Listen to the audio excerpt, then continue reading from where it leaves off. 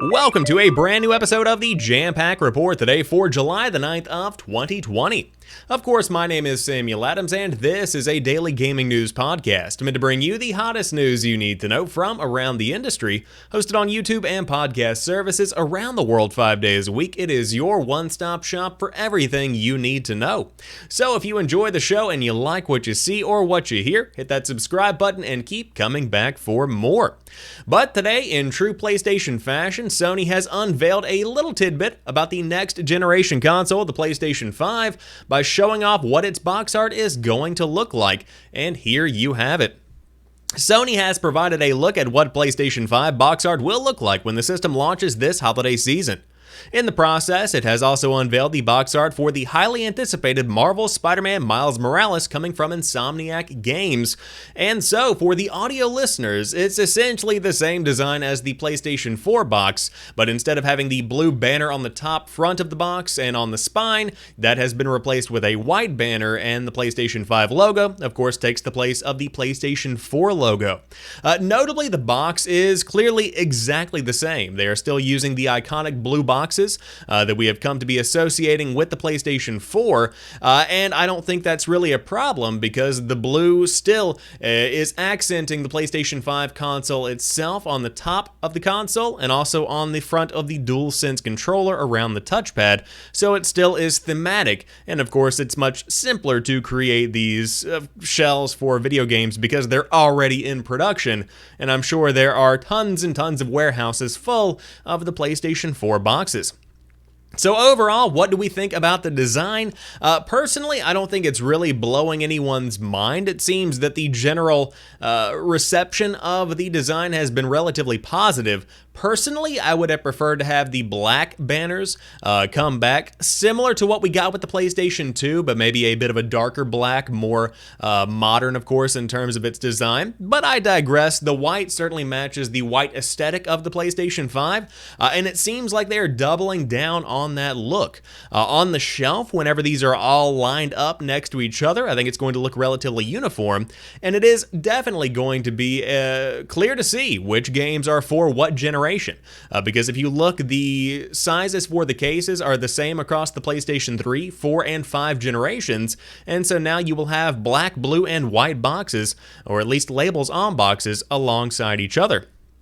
But of course, another big piece of information worth mentioning here is that the PlayStation Studios logo is fixed prominently on the front of the box, showing that Sony is continuing to double down on that new branding that has replaced the Sony Computer Interactive Entertainment intro that so many of us have grown to love over the years.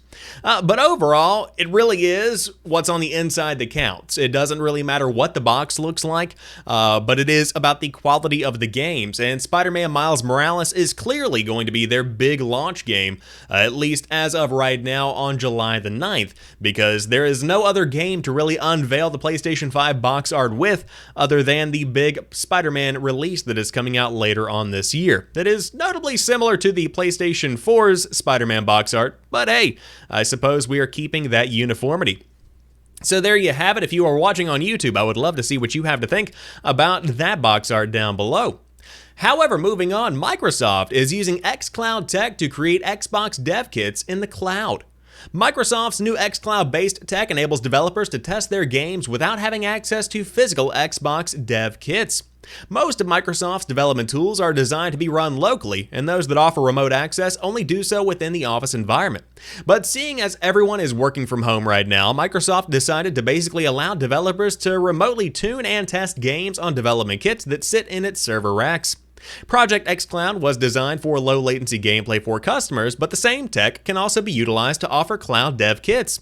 Quote, by giving developers access to our PC content test app, PCCTA, they can remotely connect to their Xbox development kits from their PC, allowing them to test, play, and iterate as if they were in the office. It also prevents them from having to download daily builds to local hardware in the home, which can often take hours, Microsoft explained. Several major first and third-party studios have actually been using this tech since it went live, including Infinity Ward, Ninja Theory, Playground Games, Rare, Turn 10, Undead Labs, and Eidos Montreal.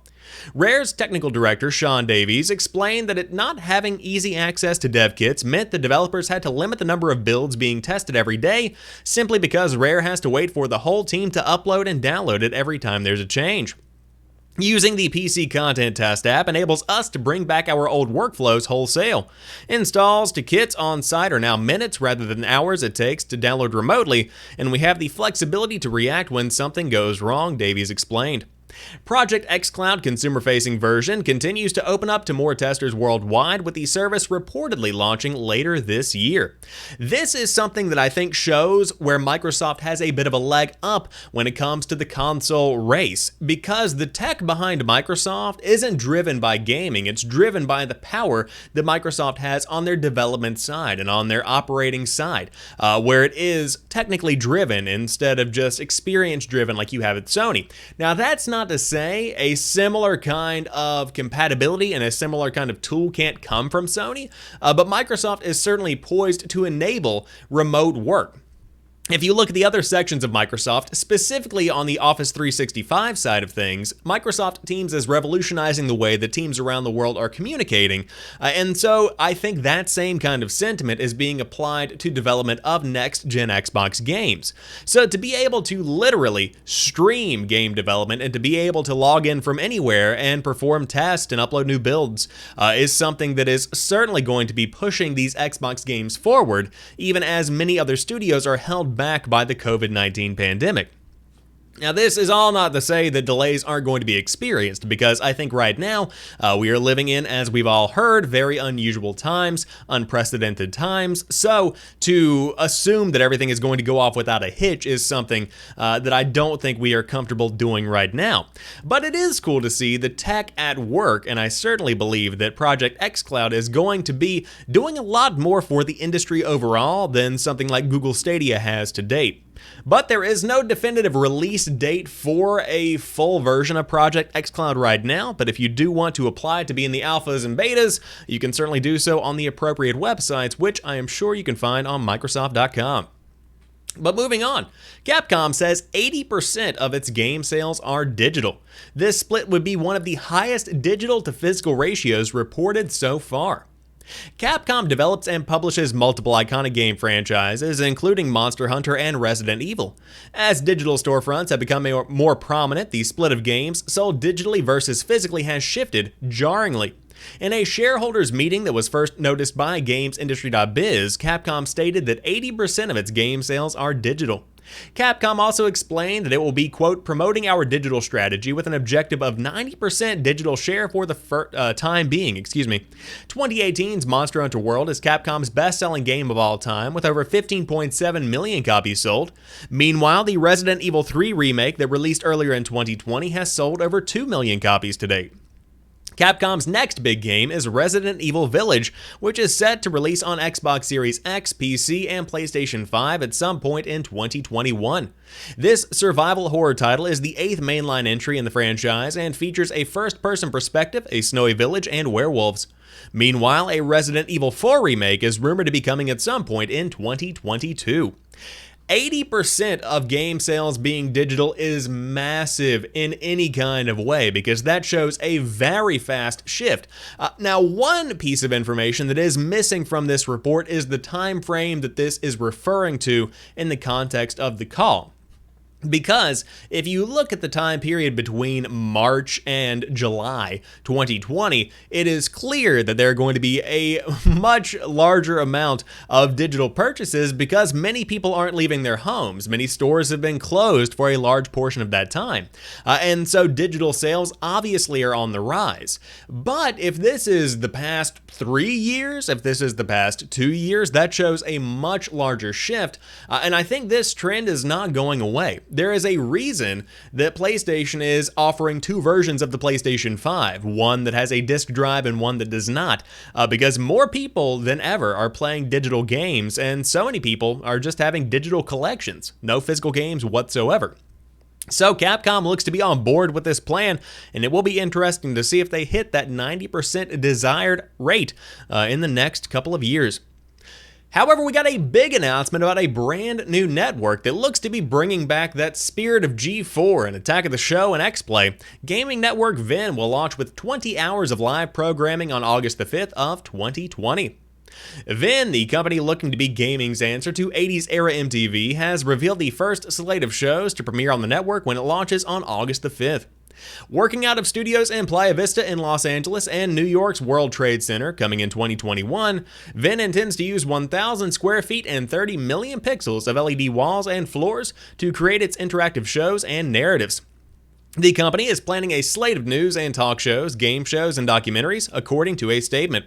Quote, from conception, VENN has been laser focused on elevating the creators of this generation with production leadership, a chance to flex new creative muscles and grow their audiences via our broad distribution, said Ariel Horn, co-chief executive of VENN. As we close in on our August launch, we are thrilled to pull back the curtain on the first wave of programming and the unique blend of talent curated from the worlds of gaming and cutting-edge digital storytelling. The first slate of shows from the company include VENN Arcade Live, a daily variety show centered on gaming themes, and unfortunately not inspired by the seminal Husker Du album VENN Arcade, to be hosted by James Patterson. VENN Arcade will feature guest appearances, live performances, interactive gameplay, and audience participation from the hottest gamers, streamers, celebrities, athletes, musicians, and rising stars. Dare Package is an extreme challenge version of unboxing where loot crates filled with mystery challenges are delivered to streamers' homes, hosted by Austin on Twitter. Of course, a very big name in the streaming space for those that don't know. On top of that, Guest House is hosted on weekday afternoons with celebrity guests taking over the VENN studios to craft their own streaming show for live audiences. I hope that one goes well. That sounds very risky. The Sushi Dragon Show, hosted by the eclectic and eccentric performance artist and streamer, the Sushi Dragon Show will feature interviews, performances, and entertainers alongside Sushi Dragon's own signature dancing set against digital backdrops and avatars. And finally, Looking for Gains, hosted by the entertainer known as Cash Nasty. This show will be an interactive fitness show designed to showcase guest ultimate quarantine workout. Quote, we are disrupting the traditional television business model and giving birth to a powerful voice in Gen Z and millennial entertainment. We identify and curate fan-favorite talent, develop and elevate their content with a world-class TV production infrastructure, then rapidly scale it all via our universally distributed network, said Ben Cusin, VENN's other co-chief executive, in a statement. There is a currency in generational talents and a currency in generational movements, and that timeliness can't wait for traditional TV to adapt. The time for VENN is now, end quote. I've been very excited about this since roughly January, if I remember correctly. Growing up, I was a huge fan of G4, and it's a large part of what inspired me to do what I do here today. Without G4 and X-Play and Attack of the Show, there wouldn't really be a Jampack report, and I wouldn't be doing what I am doing today. It really did inspire me to get into the entertainment and information side of the gaming industry. And so whenever the network shut down, I was super bummed. But with the fall of G4 came the rise of streaming and streaming culture. But no matter who is streaming, it's very difficult to emulate that same feel of a highly produced and well-funded television network. And so between curating content from the leading industry talent and being able to create a well-funded set of content, I think you could actually see something very special here with VENN. Now, I've seen a lot of people that are putting it down already, but I am hoping for the best, and I am certainly excited to see what the team at VENN comes up with whenever they launch on August the 5th, and as they continue throughout the next few months to find their footing and to create content going forward. So we will see what happens. Of course, you can follow them on Twitter at WatchVENN if you do want to follow along. They're also on Instagram, and you can join the official Discord if you would like to as well. But to round out today's show, Crash Bandicoot on the Run is on the way. Crash Bandicoot is having a busy year. In addition to a new numbered sequel, Crash Bandicoot 4, It's About Time, the one-time PlayStation mascot is headed to Android and iOS devices later this year, with Crash Bandicoot on the Run from King, the Activision-owned company behind the Candy Crush saga. Crash Bandicoot on the Run is, as one might expect, a runner-style game that pits Crash and Coco against Dr. Neo Cortex and his henchmen. Gameplay, which shows up to be about 70 seconds into the mobile game's debut trailer, appears to involve plenty of running and platforming that is not too dissimilar from the classic Crash Bandicoot mechanics. The mobile game will rework game locations from other Crash games, such as Turtle Woods, Lost City, and Temple Ruins, as well as bosses including Scorpolaria and Nitrous Brio. King did not announce a release date. Interested Crash fans can pre-register for the game, which will be available from Apple's App Store and Google Play at the Crash Bandicoot On the Run website. For a more traditional Crash experience, Crash Bandicoot 4 It's About Time will be releasing on October the 2nd on PS4 and Xbox One. This is exactly what you think it is. Whenever I think about Endless Runners, I can't help but remember Temple Run, which was kind of the Endless Runner that really began to take off around the time that iPod Touches and the older iPhones got popular. And so I think this is a game that actually fits super well, but the question is, how riddled with microtransactions is this going to be? How horribly just massacred will the experience be by players being nickeled and dimed by skins and various unlimited lives? As long as they can make a very cohesive experience that isn't divided because of monetization, it could be a cool little way to spend some time during your lunch break or whenever you have a couple of minutes of downtime throughout your day. But again, very exciting time for the Crash Bandicoot fans, and if you do want to get into the game, it is going to be launching soon, and you can register now at the Crash Bandicoot On the Run website. But that rounds out today's episode of the Jampack Report. If you enjoyed this one, drop me a like down below and let me know what stories caught your eye today. Would love to hear what you have to say about the new PlayStation 5 box design. What do you think about xCloud tech, and what do you think about the future of digital games? Would love to see what you have to say in the comment section down below, or you can always hit me up on Twitter at PrettyChillGuy. But until next time, you guys have a fantastic rest of your night. I'll talk to you soon, and peace.